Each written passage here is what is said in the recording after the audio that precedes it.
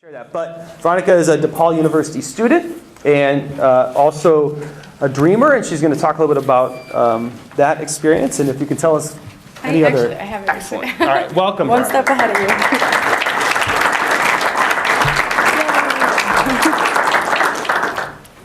This is a weird setup. Good morning. Good morning. You all look beautiful. Really. So let's start with an introduction. My name is Veronica Soto, and I am a sophomore at DePaul University. I am a dreamer, and I am studying community and public health with minors in communications and community service. Like many of you, like me, I mean, many of you are thinking about food at this moment. But maybe some of you might think, what does the word dreamer mean? Dreamer comes from the DREAM Act. So being a dreamer means that you would benefit from the DREAM Act. And DREAM is an acronym for Development, Relief, and Education for Alien Minorities. I am an alien because I was brought here by my parents at the age of 4.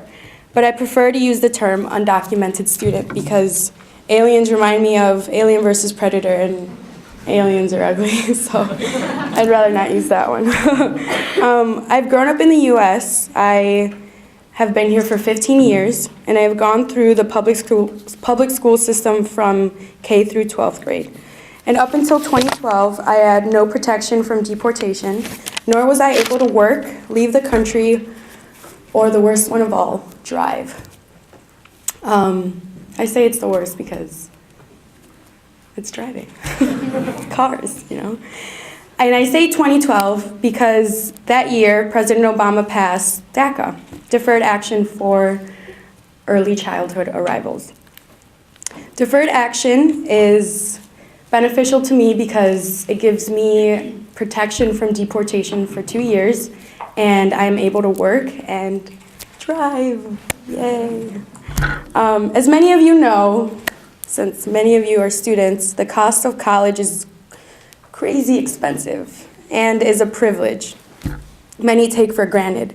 In my opinion, in order for a person to succeed in college, someone has to want it, whether it be the individual or a third party that cares a lot about the individual. For me, it's my parents and Miss Leah Pasquesi, who is my posse. I love you. And so in writing the speech, I had to think of moments to share where my race and status were salient to me. The first time I recall was the day I was called stupid for not knowing how to speak English. I was in kindergarten when this happened, and it astonishes me that this moment happened so early in my life. The teacher asked me a question, and I tried to respond in broken English, and then a classmate turned around and was like, "You're stupid." Kids can be mean. And at this age, I didn't know what stupid meant because of the language barrier, but when I figured out what it meant, it made me really sad, and it made me resent my education. Fast forward to my freshman year of high school. I was told I probably couldn't go to college, and let alone a 4-year university, because I had a second-class education. This being said, because the school district that I went to wasn't considered the best in the area. This person had a daughter in the same area, better school district, and she was also documented, 2 things that I didn't have. And according to him, these were necessary ingredients in order to attain a college education. But, you know, here I am.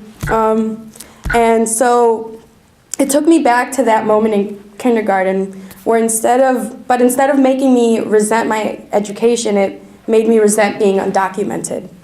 I felt limited, I felt oppressed, and imprisoned because I felt like I could never be successful in this country. But then my junior year of high school, I was made aware of a community that supported undocumented students. And I began to look into success stories of other students like me who, despite being told that they couldn't, they did.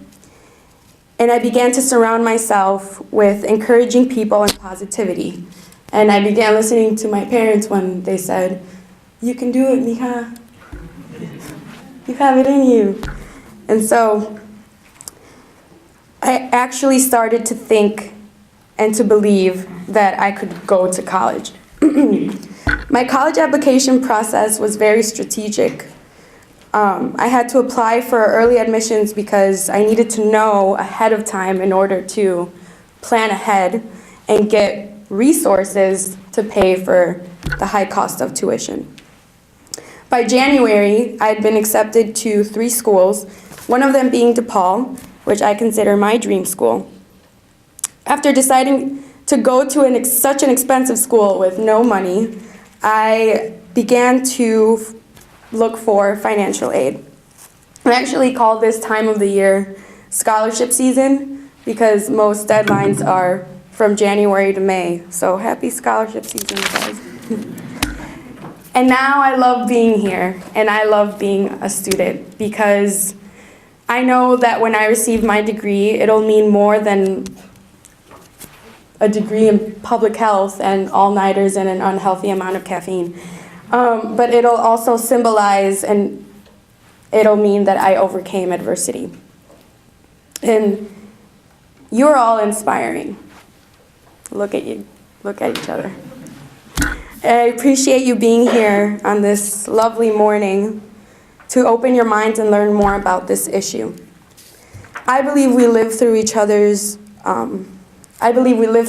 by listening to one another's stories, so I hope that you will share yours with me like I've done today. It's because of people like you that students like me are able to attain a post-secondary education. And for that, I thank you and enjoy the song.